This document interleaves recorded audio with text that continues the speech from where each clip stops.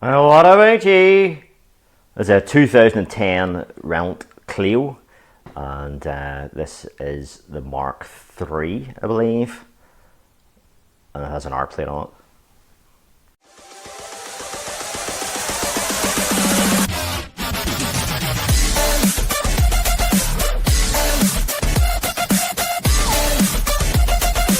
If you're wondering what that R is, that's for restricted driver, and so this driver has probably just passed his driving test, and he's restricted to 45 miles an hour. He can go on the motorways, and he can go use any road he wishes to, but he can't go over 45 miles an hour for 1 year after passing your test. So that's a restricted driver. That is not the case in mainland Great Britain, or I think the Republic of Ireland has a similar type of thing. This wee device here, in case you're wondering what that is fitted by an insurance company that vastly reduces young driver premiums and monitors the driving habits. So it's what time he's going out at night and frequency of use and speed and all that sort of thing, and that makes a hell of a difference. It gets the guys on the road, because their insurance premiums are in the thousands of pounds if they don't have one of these fitted. And Northern Ireland always had a problem with young driver fatalities, so that is it's actually a welcome thing, in my opinion. So that's something that needs to be addressed. Too many boy racers that go into the country roads. Northern Ireland's quite rural, so they go out at night in the country roads and think they're Colin McRae. So yeah, these things here monitor that, so that's a welcome addition there. But maybe he has been doing a bit of rally shaving, because just stay at that. It's been in a ditch. So we can see there that this tire is, the tracking's off or whatever. It's pretty baldy on the outside there. If we compare that to the inside there, so there's tread there that I can put my fingernail in, and we can clearly see the wear there. So yeah. So a quick shake of the wheel here, and I can see he needs a track rod end.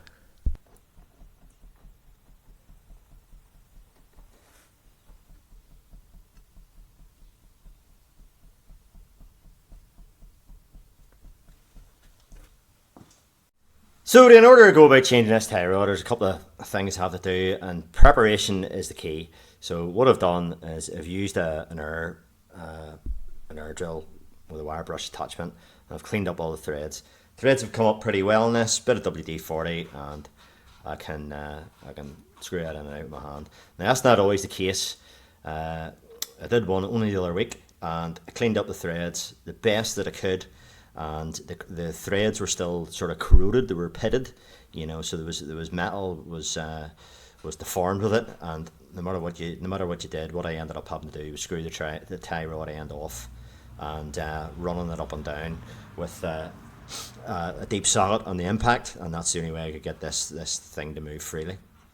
So we need to do that on both sides before we do the tracking. So preparation on both sides. We scoot at WD-40 on that. So we scoot at WD-40 there, which is the steering rack boot. If necessary, I'll remove that clip, because I want that to spin in there, but we scoot on it there, let that penetrate. If you're wondering what this is, this is a bit of tape that I've put on at the 12 o'clock position. Now, I don't really need to put that on in this case, but I just that's a wee marker to tell me where this tie rod originally was. So we know there's movement in the track rod end, or the tie rod end, whatever you want to call it. And yeah, but I'm going to keep this the same distance. And I'm going to introduce you to a couple of tools. I've been meaning to show this before, but it's one of those things that, yes, this car is going to need tracked, and if you're going to do this, you should really get the car tracked. I have gauges to do it, so I'm just going to do it whenever I finish this. But if you want that to go back in the same position and pretty exact, there's a couple of things you can do. You see people doing rough measurements and things like that. So I'll just show you a couple of tools and show you a couple of methods. What you can do is you can put an arbitrary mark on the disc, an arbitrary mark on the inner guard there somewhere, and you can measure the distance between there and there. And you want to do that with the steering wheel straight. This one's, I haven't straightened it up yet, but you can get a measurement there, and so you can get a measurement there, and as long as that disc doesn't turn, as long as everything stays where it is, you can measure that up again, and that'll tell you the distance of the tie rod. But I'll show you another way of doing it. But it's a sort of like a special tool. Well, it is a special tool. Wee bit of a backstory of this. I was on eBay one time and I was looking through listings. I think I was looking for something completely else, completely different.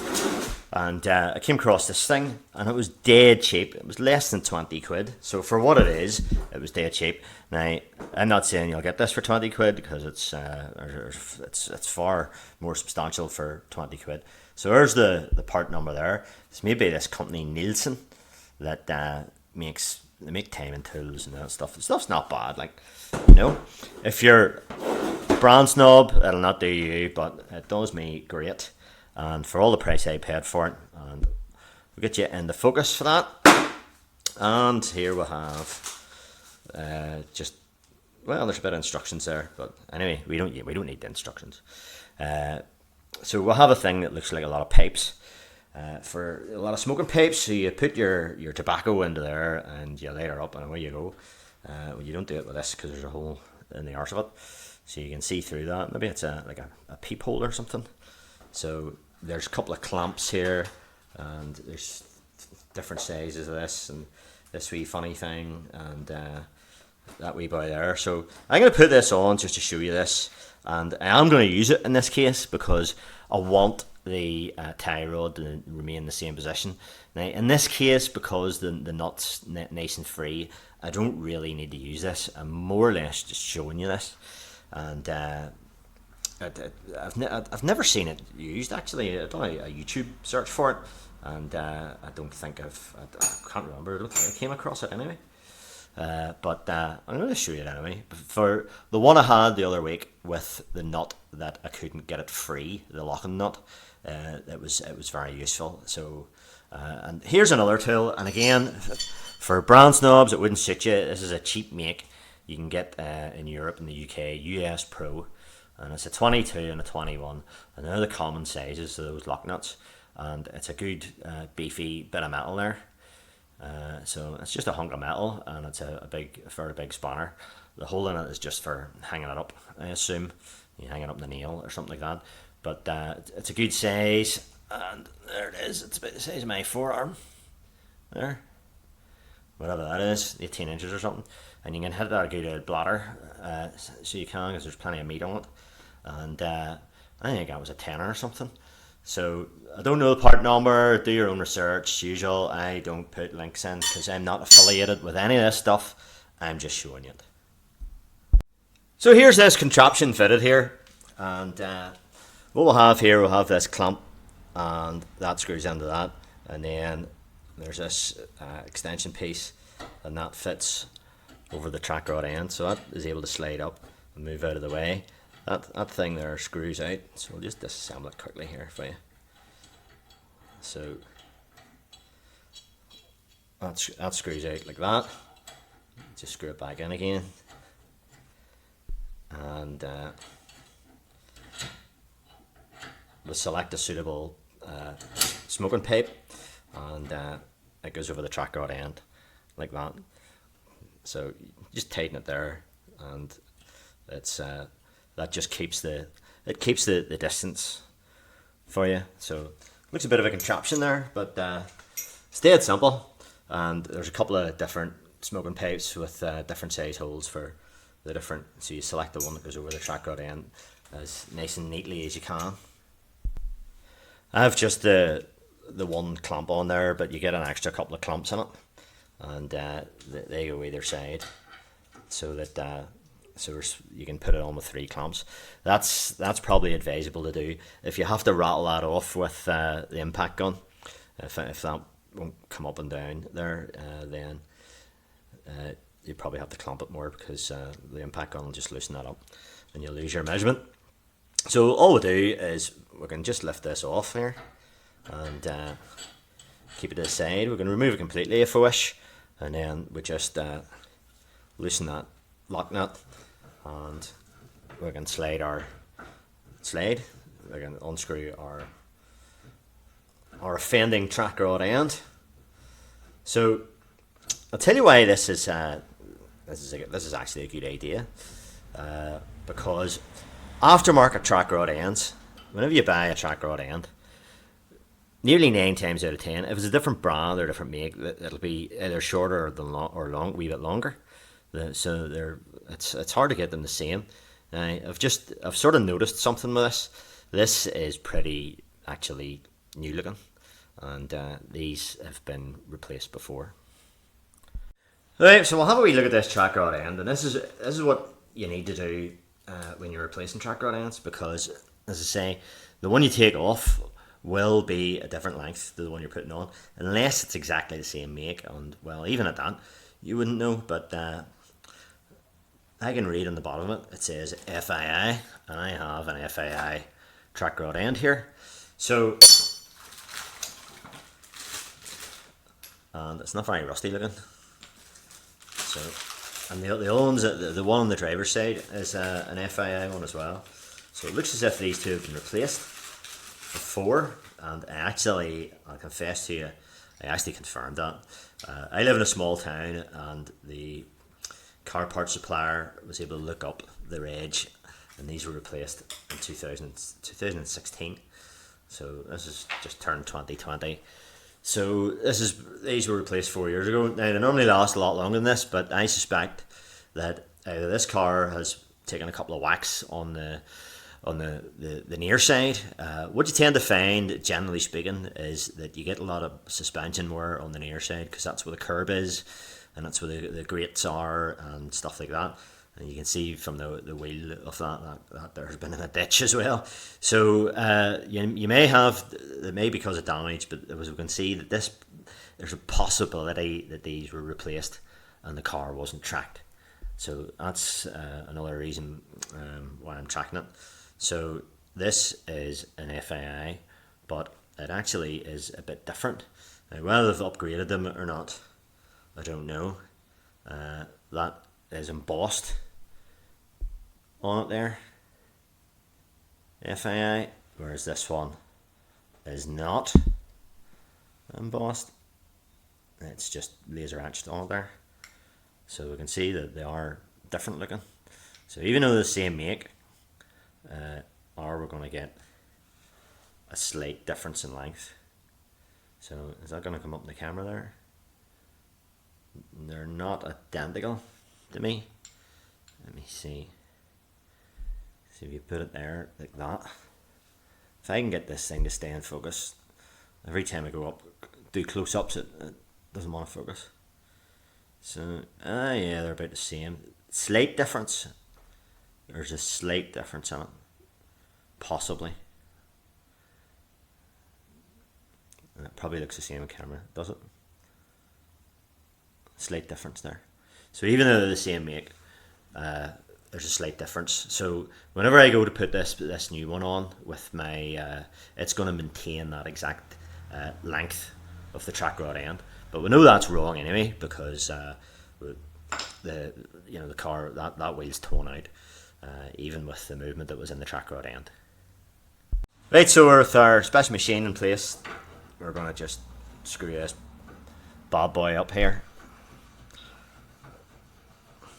And I don't really care where this nut is now. So yeah, we're able to slide that up like that, and until it's able to fit in to our smoking pipe attachment. So there's too much. You can back a bit. It's a bit sticky. Try another one. Yeah. Yeah.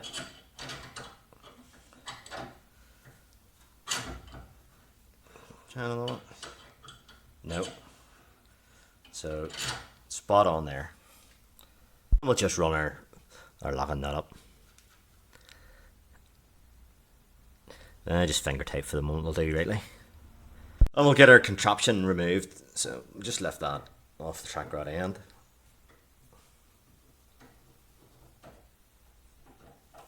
It's going to come.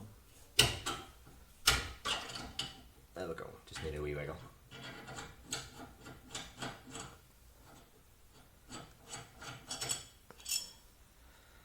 And there we go.